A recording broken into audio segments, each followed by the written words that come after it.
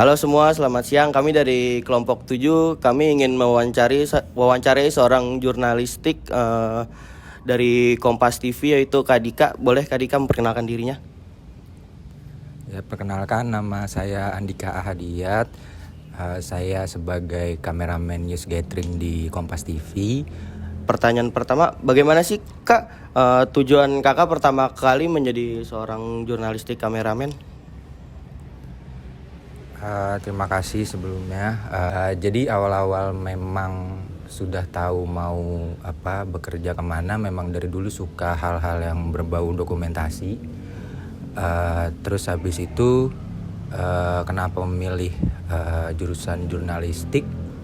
Karena dulu sempat mikir pas lagi aksi zaman kuliah itu, kenapa nggak sekalian menyalurkan apa yang saya senangi gitu, kayak misal ngedokumentasiin dan menjadikan suatu dokumentasi berita gitu.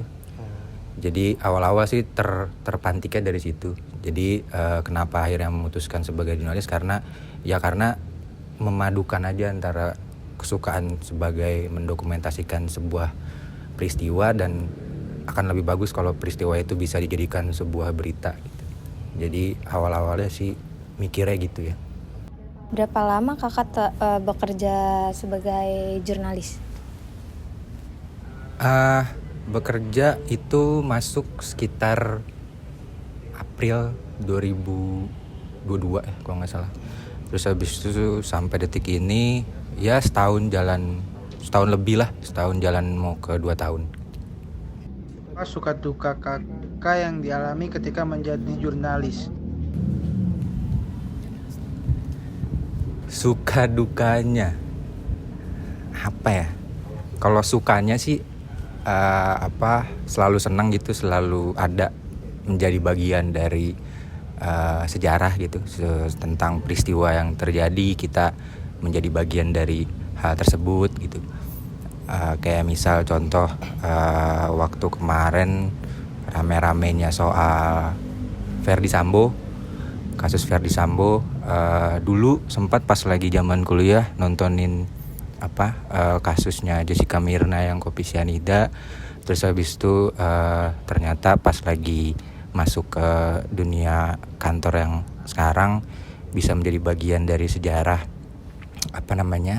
kasusnya Ferdy Sambo.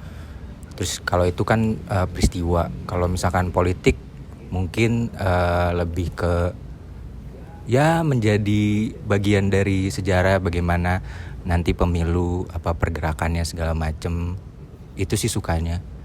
Kalau dukanya mungkin waktu sih.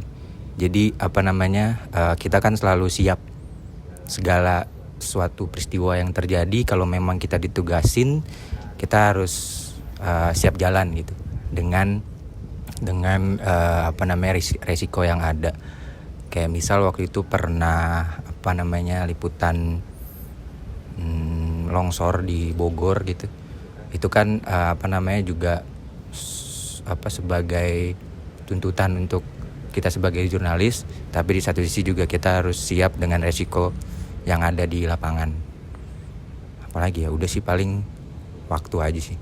Kak, bisa berbagi pengalaman menarik selama berkarir di dunia jurnalistik nggak? Menarik.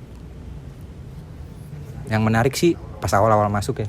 Pas awal-awal masuk itu kan ada peristiwa soal masa aksi menolak Jokowi 3 periode.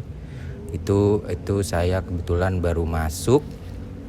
Terus habis itu langsung meliput yang biasanya di luar gitu kan. Terus habis itu meliput kejadian di sana, dan berakhir chaos dan berakhir lumayan masa aksi dibubarkan secara paksa lah gitu. Jadi di situ kayak merasakan titik balik gimana perbedaan kita waktu jadi mahasiswa gitu. Terus habis itu menjadi sekarang bagian dari media yang memberitakan peristiwa tersebut. Itu. Terus yang kedua mungkin tadi Ferdy Sambo itu ya, karena ya nggak nyangka aja gitu dulu nontonin Jessica Mirna gitu kan. Terus habis itu pas sekarang ada kejadian seperti itu ya kita bagian dari peristiwa tersebut. Terus yang ketiga mungkin yang terakhir yang paling menarik adalah liputan-liputan tentang bagaimana ngikut nempel instansi pemerintah, kayak nempel Menteri Perhubungan, nempel TNI Polri, terus kita jadi tahu bagaimana sebenarnya agenda-agenda dia lebih konkret gitu. Mengayomi lah atau melaksanakan tugasnya kita jadi lebih tahu. Itu menarik sih. Jenis liputan atau bidang berita apa saja yang bisa menjadi spesialis kakak? Kalau untuk bidang sebenarnya nggak ada yang spesifik. Cuman karena kita rolling gitu jadi nggak selalu di satu bidang. Jadi mau nggak mau kita harus bisa menyesuaikan gitu liputan apa yang lagi didalami. Kalau sejauh ini sih yang paling saya suka gitu paling liputan investigasi. Jadi waktu itu ada program di TV namanya Gelar Perkara. Jadi setiap kasus-kasus yang belum dirilis sama polisi kita investigasi lebih lanjut kenapa dan 5W1H-nya. Kayak gitu sih. Lebih suka yang investigasi. Bagaimana cara kakak sih menghadapi tantangan sebagai jurnalistik kayak keluar dari zona nyaman kakak tuh? Kalau tantangan sih sebenarnya karena memang dari awal ngampus memang pikirannya kerjanya adalah seperti ini, jadi semua tantangan sih seperti kayak waktu, terus kecepatan karena peristiwa zaman sekarang dengan teknologi yang udah ada itu mengharuskan kita ketika ada peristiwa itu secepat mungkin kita memberitakan gitu. Terus habis itu mental di lapangan, terus habis itu juga tentang wawasan, membaca buku, riset segala macem. Jadi tantangan seperti itu sih yang lebih banyak. Buat pertanyaan terakhir ya, apa sih masukan kakak untuk kita buat jadi seorang jurnalistik yang baik di era yang sekarang ini? Ini menurut pendapat pribadi saya ya.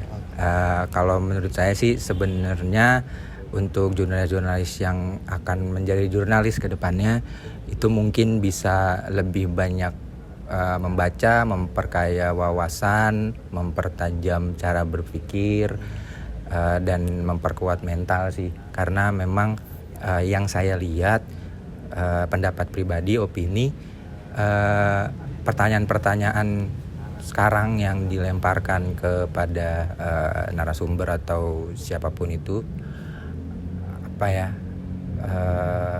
sebenarnya bisa lebih dipertajam dan lebih riset mendalam gitu. Jadi sebenarnya pertanyaan yang bisa dijawab sebenarnya nggak usah ditanyain lagi gitu dengan narasumber, kecuali memang ada tuntutan pertanyaan itu harus dijawab gitu. Tapi kalau misalkan buat jurnalis kedepannya sih lebih banyak baca, riset, terus habis itu perkuat mental juga sih. Itu aja sih paling. Oke. Terima kasih buat kakaknya. Sekian dari kelompok kami. Sampai jumpa.